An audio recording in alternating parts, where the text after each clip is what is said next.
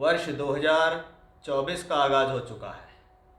2023 के अंदर कन्या राशि के जातकों ने वाकई में ही बहुत उठापटक का सामना किया, जिसमें अगर देखें तो अप्रैल 2023 के बाद जब बृहस्पति ने राशि परिवर्तन किया और बृहस्पति आपकी राशि से 8वें घर में गए, कहीं ना कहीं इस ग्रह ने आपके जीवन में संघर्ष देना शुरू कर दिया। साथ ही साथ जब इस ग्रह का गुरु के साथ राहु युति हुई बनी, यानी गुरु चांडाल दोष बना, तो इसने कहीं ना कहीं आपके घर परिवार, आपके धन संपत्ति, आपके वैवाहिक जीवन को परेशान करने की अच्छी खासी कोशिश की। बहुत लोगों को तो बहुत ज़्यादा प्रॉब्लम भी इस ग्रह ने दी है। इन्हीं सब चीज़ों को ध्यान में रखते हुए आज मैं आपके सामने एक ऐसा वीडियो लेकर आया हूँ जो कि आपकी राशि पर आधारित है, जो कि आपके लग्न पर आधारित है, यानी कन्या राशि और कन्या लगन के लोग इसको देख सकते हैं। क्यों कह रहा हूँ मैं भाग्य बेमिसाल और करियर शानदार?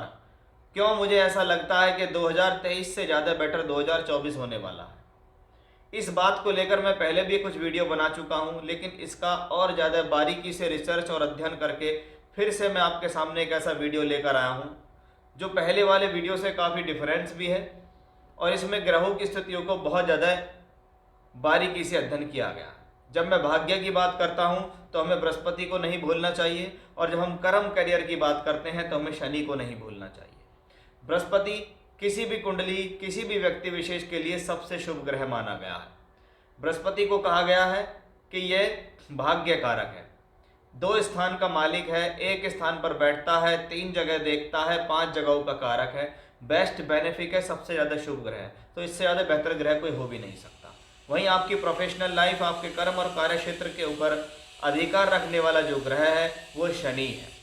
इन सब का बारीकी से अध्ययन करते हुए मैं आपको बताऊंगा कि 2024 क्यों बेहतर है 2023 से, क्या आपके साथ पॉजिटिविटी होने वाली है, वो सब कुछ मैं इस वीडियो में विस्तार से बताने वाला हूं। इसलिए मेरे वीडियो को अंत तक देखें और समझें मैं आपको यहाँ क्या समझाना चाह रहा हूँ।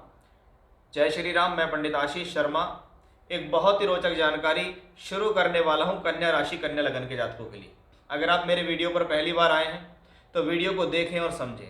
अगर आपको लगता है कि चैनल सब्सक्राइब करने लायक है तो सब्सक्राइब करके बेल आइकन जरूर दबाएं, वीडियो को लाइक करें, अन्य लोगों को भी इसके साथ शेयर करें जिससे वो इससे ज़्यादा प्रभावित हो सके। देखिए, वर्ष 2023 के अंदर 2 ही परिवर्तन हुए। पहला परिवर्तन 17 जनवरी 2023 को शनि का हुआ।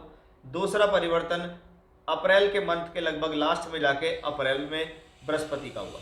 जब बृहस्पति का राशि परिवर्तन हुआ तो लगभग जैसे ही बृहस्पति ने राशि परिवर्तन किया तो 8वें घर में वो राहु से पीड़ित हुआ, शनि से दृष्ट भी हुआ, जिसने आपको प्रोफेशनली, इकोनॉमिकली, पारिवारिक स्थितियों के हिसाब से, मैरिज के हिसाब से प्रॉब्लम देनी शुरू करी। और बहुत से लोग, बहुत से क्लाइंट मुझे इस दौरान मिले जिन्होंने इस प्रॉब्लम को स्वीकार किया कि हाँ, हमें ये प्रॉब्लम है।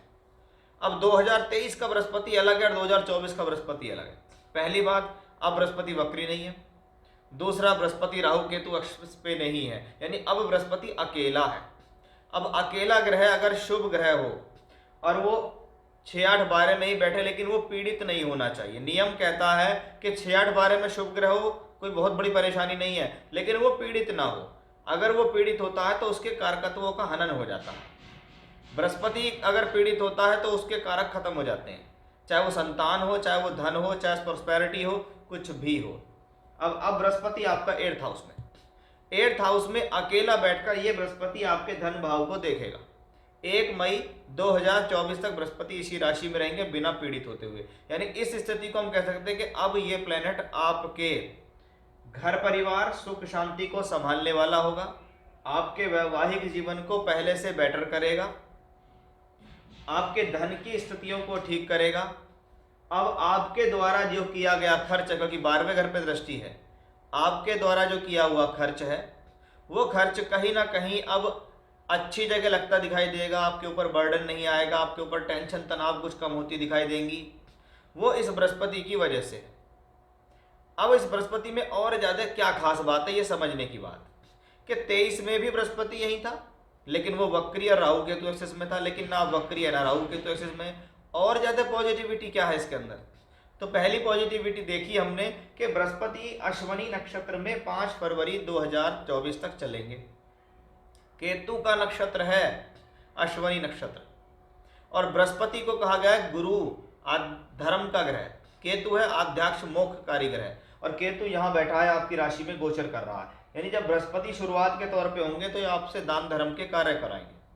कभी कभी तो कोई धार्मिक यात्रा, कभी कभी व्यक्ति योगा प्राणायाम शुरू कर देता है, आध्यात्म शुरू कर देता है, मेडिटेशन करना शुरू कर देता है, कुछ सीखना शुरू कर देता है, कुछ अध्ययन अध्यापन या कुछ ज्योतिष पढ़ना शुरू कर दिया, वेद वेदांग पढ़ने शुरू कर दिए, शास्त्र पढ़ने शुरू कर दिए, वो इस दौरान स्टार्टिंग दिखाई देती है। अब इस बृहस्पति का काफ़ी पॉजिटिव फैक्टर हमें दिखाई देता है 5 फरवरी से। 5 फरवरी से 17 अप्रैल ये शुक्र ग्रह के भरणी नक्षत्र में गोचर करेंगे। भरणी नक्षत्र क्या है? भरण पोषण करने वाला नक्षत्र है, और वह शुक्र का नक्षत्र है। और शुक्र कौन है आपके लिए? भाग्येश और द्वितीयेश है, यानी आपके भाग्य को संभालने वाला, आपके धन को संभालने वाला है। कौन है? शुक्र है। शुक्र बृहस्पति का मिलन हो रहा है, क्योंकि बृहस्पति शुक्र के नक्षत्र में पहुंच गए, और यहाँ शुक्र दूसरे घर का मालिक है, बृहस्पति दूसरे को देखता है। इसका मतलब ये बात क्लियरली नजर आ रही है कि भाई ये जो समय है 5 फरवरी से 17 अप्रैल, ये आपके जीवन में अवश्य ही भाग्य और धन दोनों के लिए ही बहुत बेहतर है, इसमें कोई भी संदेह नहीं है। तो ये अपने आप में एक बहुत अच्छा रिजल्ट हमें यहाँ से क्लियरली दिखाई दिया कि एक अच्छी कंडीशन यहाँ आती है। इस दौरान ये समय आपके लिए बेटर जाएगा। फिर ये कृत्तिका नक्षत्र 17 अप्रैल से 1 मई के बीच में कृत्तिका नक्षत्र के पहले चरण में बृहस्पति रहेंगे, और सूर्य का नक्षत्र है वो। सूर्य कौन है? द्वादशी है। इस दौरान स्वास्थ्य का ध्यान रखना होगा, खर्च का ध्यान रखना होगा, सोच समझकर खर्च करना होगा। अब इसी यात्रा को बृहस्पति जब आगे बढ़ाते हैं और बृहस्पति आ जाते हैं यहाँ, समझने की कोशिश कीजिए कि बृहस्पति अब 1 मई से दिसंबर के अंत तक आपको यहीं मिलेंगे, यहाँ पे बैठे। इसका मतलब प्लेसमेंट बेटर हुई। पहले 8वें में था, अब नवम में है। पहले त्रिक भाव में था, अशुभ भाव में था, अब त्रिकोण भाव में है, लक्ष्मी भाव में है। यानी अगर चौथे घर का मालिक यहाँ है भाग्य स्थान में, और किसी भी तरीके से आपका प्रयास है भूमि जमीन जायदाद प्रॉपर्टी को खरीदने का, उससे संबंधित कुछ काम करने का, कोई वाहन लेने का, कोई वाहन बदलने का, या कोई फ्लैट का, कोई रिनोवेशन का, तो आप ये देखिएगा 1 मई के बाद आपकी वो स्थिति शुभ हो जाएगी। एक बात। दूसरा, 7वें घर का मालिक होकर यहाँ बैठा हुआ है। इसका मतलब विवाह वैवाहिक जीवन से संबंधित चलने वाले डिस्प्यूट्स पूरी तरीके से खत्म होते दिखाई देंगे। आपका मन है कि भी मेरी शादी हो जाए, मुझे कोई विवाह के लिए सुयोग्य वर या वधू मिल जाए, तो यहाँ से 1 मई के बाद आपकी स्थितियाँ पॉजिटिव होंगी। यहाँ से बैठ के बृहस्पति देखेगा आपके राशि के, आपके लग्न को। इसका मतलब ये स्वास्थ्य सम्मान के लिए अच्छा है। नवम में बैठ के पंचम को देखता है, तो शिक्षा यानी normal education plus higher education, masters, PhD, शोध, इनसे संबंधित कार्यों के लिए बृहस्पति शुभ है। संतान कंसीव करने के लिए यह समय बेहद शुभ है। कब है? जब बृहस्पति 1 मई से लेके दिसंबर के अंत तक यहाँ रहेंगे। नव पंचम संबंध बनेगा बृहस्पति का। नव पंचम यानी लक्ष्मी त्रिकोण, भाग्य के लिए शुभ, संतान के लिए शुभ, एजुकेशन के लिए शुभ। लेकिन बृहस्पति शुरुआत के 1 मई से 13 जून तक कृत्तिका नक्षत्र में गोचर करेंगे। ये सूर्य का नक्षत्र है, यानी हो सकता है आपको ऐसा लगे कि रिजल्ट जो मिल रहा है उसमें कुछ खिंचावट आ रही है, क्योंकि सूर्य द्वादशेश है आपके लिए, और द्वादश का मतलब होता है खर्च। इस दौरान आपको अपने आप को भी खर्च करना पड़ेगा, अपनी मेहनत यानी, और इस दौरान आपको कहीं ना कहीं कुछ धन भी खर्च करना पड़ सकता है अपने कार्य को संपन्न कराने के लिए। बहुत बार ये लंबी यात्रा करनी पड़ रही है कर्म कार्य के लिए, तो आपको पैसा खर्च करना पड़ रहा है, एजुकेशन के लिए करना पड़ रहा है, या संतान के लिए पैसा खर्च करना पड़ रहा है, ऐसा हम यहाँ कह सकते हैं। 13 जून से 20 अगस्त ये रोहिणी नक्षत्र में गोचर करेंगे। ये समय बहुत बढ़िया होगा आपके लिए, क्योंकि चंद्रमा आपके लिए लाभेश है, एकादशेश है, लाभ, प्राप्ति, प्रमोशन, तरक्की का मालिक है, और वो चंद्रमा के नक्षत्र में गुरु का गोचर है। एक समय मैंने आपको बताया था जैसे कि 5 फरवरी से 17 अप्रैल ये समय बहुत बढ़िया दिखाई देगा। वहीं दूसरा 13 जून से 20 अगस्त का समय भी हमें गुरु की वजह से बहुत बढ़िया दिखाई दिया, क्योंकि गुरु यहाँ चंद्रमा के नक्षत्र में आएंगे। उसके बाद 20 अगस्त के बाद ये गुरु मृगशिरा नक्षत्र मंगल के नक्षत्र में गोचर करेंगे। 20 अगस्त के बाद। लेकिन कुछ समय के बाद देखें तो फिर वक्री होकर वापस रोहिणी नक्षत्र में आ जाएंगे। यानी लगातार अगर देखें तो 20 अगस्त से लेकर 30 अगस्त तक का ही स्थितियां थोड़ी सी टिपिकल होंगी, लेकिन उसके बाद सितंबर, अक्टूबर, नवंबर ये जो महीने होंगे ये आपके लिए गुरु के रोहिणी नक्षत्र में गोचर करते दिखाई देंगे।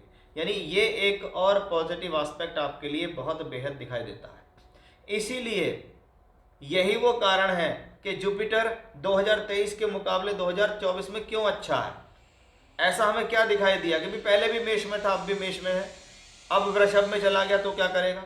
अब ऐसी ही स्थिति को जोड़ेंगे हम शनि से कि शनि 2023 में भी कुंभ में दिखाई दिए थे, 2024 में भी कुंभ में ही रहेंगे। तो भैया अंतर क्या हुआ? अंतर है, पहले सबसे पहले ये देखो कि 5वें और छठे घर की जिम्मेदारी शनि ने ली है।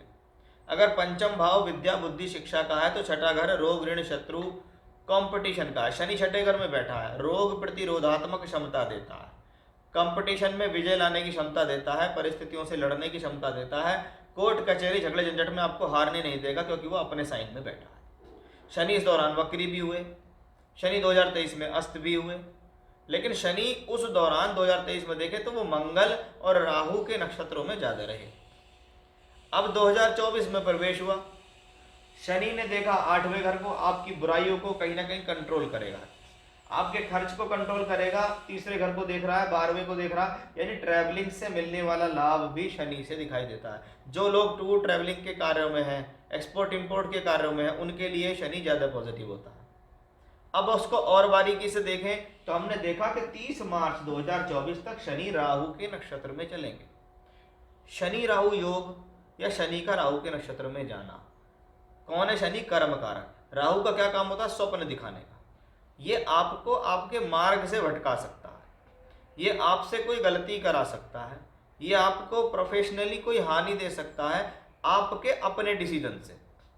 तो इसलिए आपको विशेष ध्यान रखना होगा 30 मार्च तक बड़े सोच समझ कर निर्णय, क्योंकि 30 मार्च के बाद इस वर्ष 24 का एक बहुत बेहतर शुरू होने वाला है समय। वो है 1 अप्रैल से 30 अक्टूबर तक, जब शनि बृहस्पति के पूर्वी भाद्रपद नक्षत्र में गोचर करेंगे।